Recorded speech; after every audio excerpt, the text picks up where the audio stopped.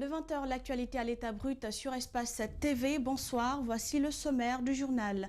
Les femmes du FNDC étaient dans les rues ce mardi de Bambeto à l'héliport de la Bellevue. Elles ont dénoncé les nombreuses tueries enregistrées lors des manifestations. Elles exigent également la libération des leaders du FNDC condamnés récemment. Les murets construits dans les marchés de Conakry sont envahis par des vendeuses. Ces petits murs qui auraient dû aider à fluidifier la circulation ne servent plus à rien. Nos équipes de reportage ont fait le tour de quelques marchés. Vous suivrez leur constat.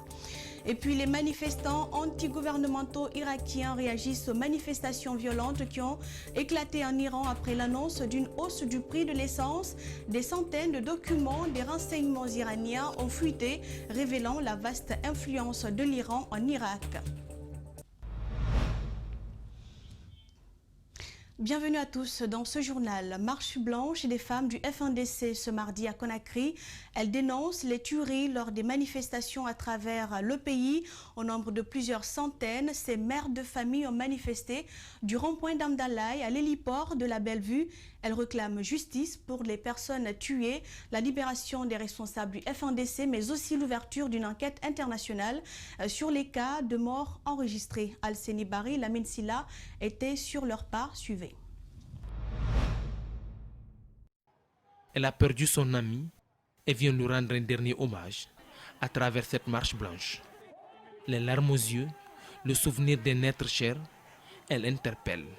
C'est mon meilleur ami. Le voir partir comme ça, franchement, au fond de moi, ça me dérange. Le professeur Alpha Condé, s'il te plaît, épargne nos amis maintenant, épargne nos frères, épargne-nous, pardon. Franchement, on souffre, au fond de nous, on pleure. J'en ai marre de se plaire maintenant. La tenue blanche, c'est la paix. Le foulard rouge, le sang des victimes. Le balai contre les mauvais esprits. Bambeto, point de ralliement, destination, Bellevue. Le message est clair. Imagine, ça fait 2 semaines, il y a eu 22 morts. Est-ce que ça c'est normal? Chaque jour on fait le marche. Le président n'a rien dit, il n'a jamais dit. Il n'a même pas dit aux condoléances à toutes les victimes. On a 8 corps couchés dans nos morgues qui attendent d'être enterrés. On tue dans tous les sens.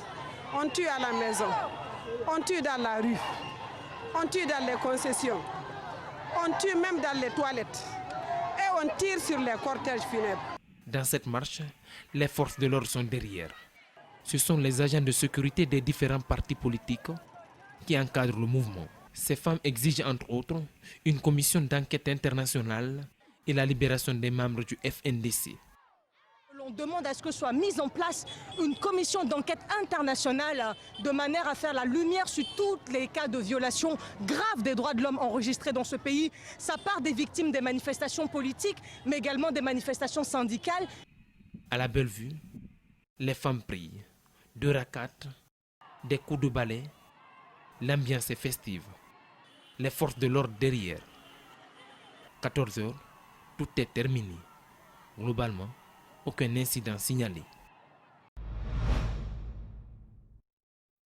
L'opposition guinéenne ne partage pas les propos du chef de l'État tenu récemment à Zérékoré lors d'un meeting où il a qualifié l'opposition d'être à la base des tueries au cours des manifestations politiques. Dr Faya Milimono répond à ces accusations du chef de l'État. Le président du bloc libéral est aussi revenu sur d'autres pans du discours tenu par le chef de l'État dans la capitale de la région forestière. Mohamed Valek Touré, Ibrahim Sorissouma pour le reportage. Aux pratiques anciennes où il dira qu'il est des forces de l'État. Alpha Condé, dans un discours prononcé ce week-end à Zérékoré, accuse l'opposition guinéenne d'être à la base de toutes les tueries dans des manifestations politiques. Il y a des gens qui n'hésitent pas à tirer sur les gens pour accuser nos forces armées. C'est pourquoi désormais, nous n'accepterons plus dans tous les pays. Quand il y a un mort dans la rue, on fait une ceinture autour et on permet à la police judiciaire de venir faire les constats.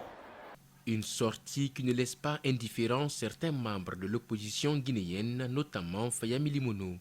Il a bien voulu analyser les dires du chef de l'État qu'il trouve vides de sens. S'il tient, il continue à mettre le pied sur l'accélérateur, il sortira par la petite porte. Nous n'aimerions pas cela.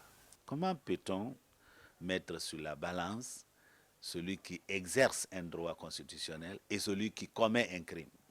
En dehors des canets au sujet de la Constitution, Faya Milimono estime que des forces de l'ordre sont à la base des tueries. Dans le même discours, Alpha Condé voit de Guinée et dit avoir la crainte de laisser le pays dans les mains d'un clan qu'il qualifie de bandit. Le président de la République parle de bandit. Je ne sais pas qui il appelle bandit. S'il veut dire que le prochain président de la République doit être quelqu'un qui doit donner une nouvelle direction à notre pays, qui doit créer la rupture dans notre pays, eh bien, je serai d'accord avec lui. Selon Faya Milimono, aucune disposition de la Constitution ne permet au chef de l'État de briguer un nouveau mandat en 2020 et estime que la population guinéenne ne l'attendrait pas de cette oreille. Autre fait de l'actualité, plusieurs carrefours de Conakry sont en reconstruction depuis près de 2 mois. Le bitume est remplacé à ces endroits par du béton armé et de l'hydraulique. Ce lundi, le département des travaux publics était sur le terrain pour constater l'état d'avancement des travaux. Mamadou Kalisso, Abou Koria Kourma. La reconstruction en béton armé et hydraulique de nombreux carrefours de Conakry se poursuit. Cette méthode est pratiquée dans certains pays ouest-africains, ceci en raison de sa résistance à l'eau, à la chaleur et aux produits pétroliers. Il coûte moins cher par rapport au goudron. Bien fait, ce béton peut durer plusieurs décennies. Donc c'est un béton qui mesure 35 cm d'épaisseur, donc 10 cm de béton de propriété et 25 cm de béton de roulement. Mais l'avantage aussi des routes en béton, c'est quoi? C'est une route qui résiste devant l'eau, la chaleur, les produits chimiques. Tout ça, c'est une route qui résiste par rapport à ça. C'est la raison pour laquelle on a préféré les routes en béton par rapport aux routes en bitume. Nous, ici, ce qu'on passe, c'est au moins 50 ans. Plusieurs chantiers sont ouverts simultanément sur la route Le Prince et l'autoroute Fidel Castro. Cela crée d'énormes embouteillages. Ces citoyens s'en plaignent. Actuellement, vous voyez qu'il y a du mal à circuler. Les usagers n'arrivent pas à vaguer à leur occupation. Donc du coup, vous constatez les embouteillages. Donc c'est encombrant au fait. Dans le cadre de l'aménagement des voiries de Conakry, fluidifier la circulation, une route secondaire de 5 km 100 sera réalisée. Elle va relier la transversale 3 à la T5. Elle doit comporter des accotements, des caniveaux, des dallos, des places de stationnement et l'éclairage public. Pour permettre justement de prendre en compte le trafic important que nous avons déjà sur les deux routes et la route va être construite aux normes requises et en fonction du gabarit et de la charge que nous avons déjà sur les deux tronçons. Les études de faisabilité de cette voie doivent être validées avant le début du terrassement. Ces différents travaux coûtent près de 250 milliards de francs guinéens aux contribuables. Je vous l'annonçais, à quoi servent au juste les murets érigés dans les différents marchés de Conakry? Malheureusement, pas grand-chose au regard du comportement des citoyens. Ils sont quasiment envahis de nos jours par des vendeuses. De cette occupation anarchique se créent des embouteillages sous le regard impuissant des policiers. Une situation qui dépasse aussi l'autorité de l'administration des marchés. Djibril Ba et Ibrahima Souri Kamara ont fait le tour de certains marchés de la capitale. Suivez. Marché Anta, l'un des endroits les plus ambiants et propices aux négoces à Conakry. Toutefois, le lieu est aménagé à l'aide des murettes pour ne plus que les vendeuses et marchands ambulants occupent la chaussée. Aujourd'hui, la réalité est contraste. Les femmes assises à leur guise attendent des clients. Nous sommes là, ce n'est pas parce que nous voulons être là. On n'a pas de place. Il y a certaines qui disent qu'il y a la place dans le marché. Non, il n'y a pas de place. Tu ne sauras pas, c'est quand tu vas rentrer dans le marché, c'est en ce moment que tu sauras qu'il n'y a pas de place. Moi, je travaille pour une entreprise. Vous voyez, donc, c'est là, la petite place là, elle n'est pas tellement occupante pour dire que oui, c'est ça qui empêche les gens de passer. Donc ça n'a pas de contenu. L'argument le plus avancé par ces vendeuses est le manque de place à l'intérieur du marché. Pourtant, l'occupation du lieu est source d'embouteillage et de risques d'accident. Si toi tu sens que ta vie même est en danger face à cette activité, moi de préférence, je préfère d'abord sauvegarder ma vie et que faire quoi que ce soit comme activité. Les piétons ont du mal à se frayer un chemin. Ils interpellent l'autorité pour trouver une alternative pour ces femmes. Si en Guinée, ici, je vois que c'est l'impunité. Parce que les gens font de n'importe quoi. Et il n'y a pas de loi pour sanctionner. Il faut bien sanctionner. Parce que être humain mérite, n'est-ce pas, le respect. Les policiers nous disent qu'ils ne peuvent rien faire. La mairie de Matoto, saisie aussi sur cette préoccupation, nous rassure de libérer la chaussée dans un laps de temps.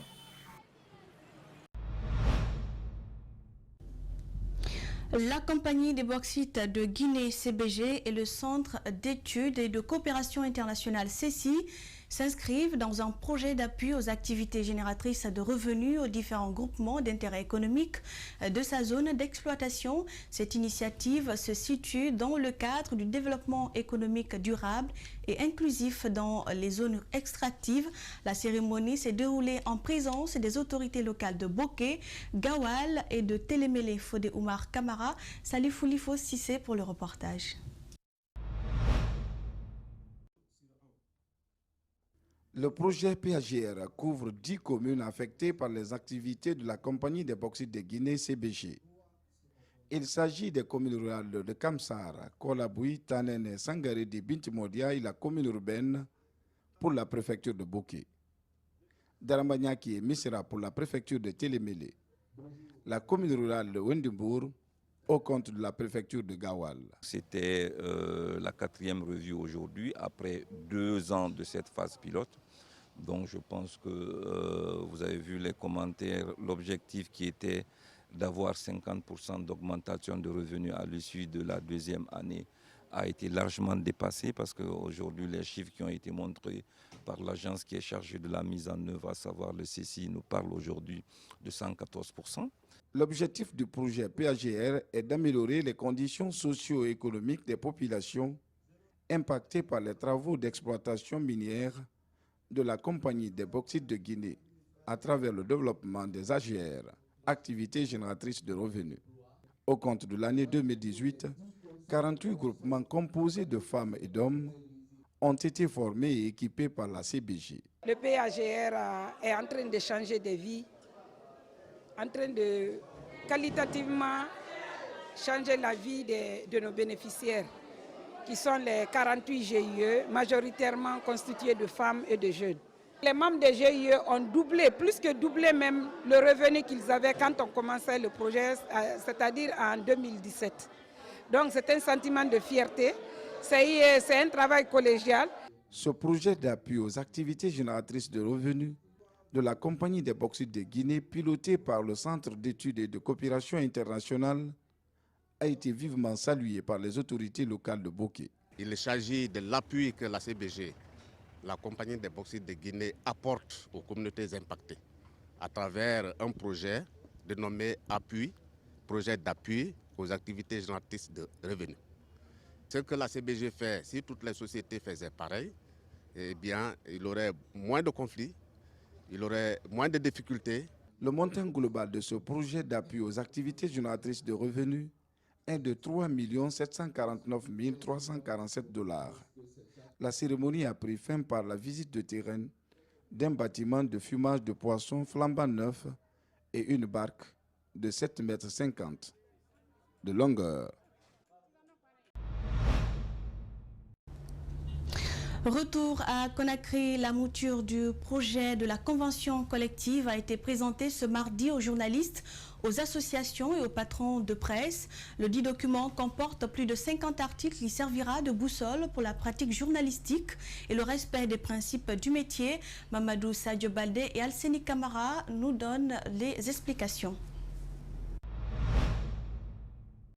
Améliorer les conditions de vie et de travail des journalistes, mais aussi protéger les patrons de médias et réglementer le secteur, c'est l'objet de la mise en place de cette convention collective. Donc cela étant, on s'attendait à ces critiques, justement c'était l'objectif de cette présentation pour que ces différentes préoccupations qui seront émises par les uns et les autres puissent être considérées à notre niveau, réactualisées et puis injectées dans la convention collective. Les patrons de presse sont dans la dynamique de la convention collective. Ils ont fait montre de leur bonne foi en appuyant sa rédaction. Une fois adoptée, il faut s'attendre à un grincement de dents tant au niveau des promoteurs de médias que leurs employés. Je pense donc qu'il faut, comme le doyen Souleymane l'a dit, qu'il y ait une seule porte d'entrée, que ce soit la porte dégagée par l'entreprise de presse, mais si chaque journaliste est un percepteur, convenez avec moi que cette convention collective ne pourra pas être, elle pourra être conclue, signée, mais elle ne servira à rien et ce n'est pas tout notre souhait. Donc quand elle sera signée, les journalistes perdront beaucoup d'avantages indus, mais gagneront un salaire décent. Le secrétaire général du syndicat des médias privés nourrit un espoir quant à l'aboutissement des travaux entamés comparé il y a 20 mois.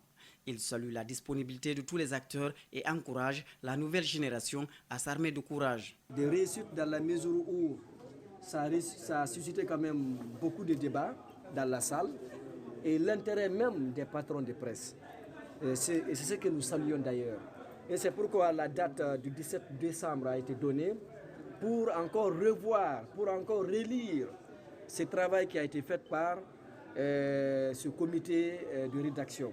Le 17 décembre, tous vont se retrouver pour davantage discuter du contenu des textes proposés pour une éventuelle adoption.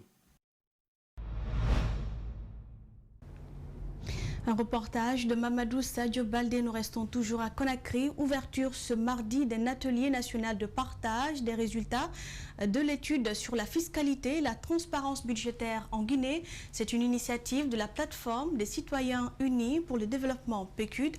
Grâce à un financement de Osiwa, cette rencontre s'inscrit dans le cadre du projet de promotion de la mobilisation et de la sécurisation des recettes fiscales à travers l'analyse du budget. Idrissa Bari et Ibrahima Souma pour le compte rendu.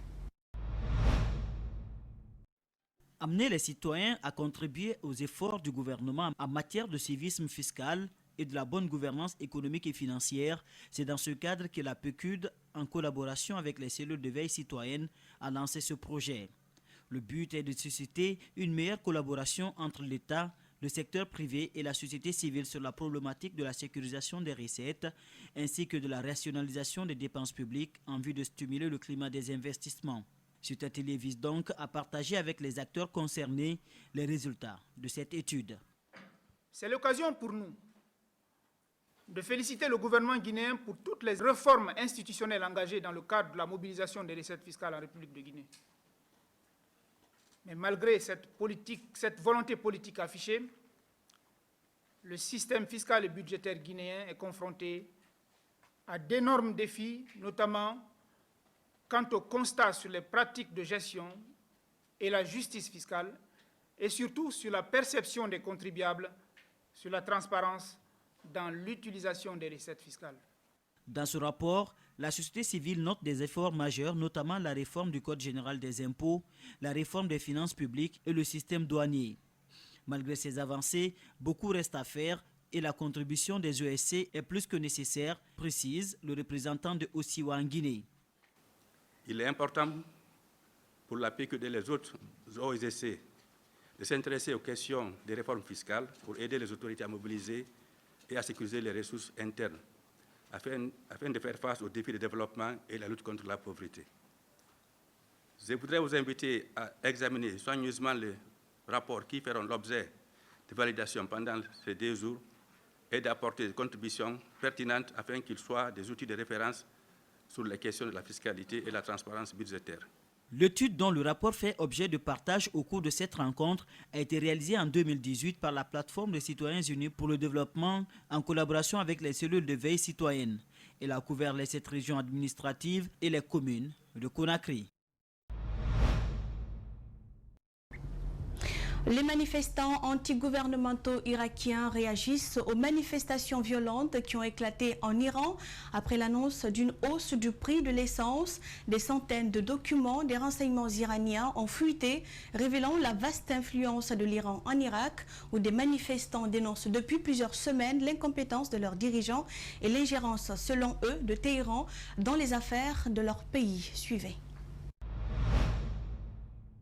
En Irak, les manifestants réagissent aux émeutes iraniennes. Le gouvernement chiite de l'Irak est soutenu par Téhéran. La fuite des documents de services de renseignement révèle l'influence de Téhéran en Irak. وإيران جاي تتدخل بشؤوننا انطلقت الشرارة منا الإيران إن شاء الله إيران هم نريدها إن شاء الله جاي تتدخل بشؤوننا الدول ليش تتدخل وإحنا العراق عندنا سيادة إحنا نريد سيادة العراق ليه جاي تتدخل الدول إحنا نصنع قرارنا هاي الشباب كلها تصنع القرار نريد ما نريد هاي الحكومة إحنا وطننا إحنا والأحزاب هم نريدها تتدخل ويانا اليوم الشعب العراقي نفس الشعب الإيراني اثنينهم يطالبون بحقوق هم المسلوبة ضد أحكام جائرة من سياسيين فاشيين ما يمثلون ناس وطنيين يقودون زمام الصلب. Ravi de vous avoir présenté ce journal réalisé par Abdourahmane Ba et Mariam Fodé Camara et toute l'équipe de la rédaction. Retrouvez Moussa Moissila à 22h pour la grande édition. Merci et bonne soirée sur Espace TV.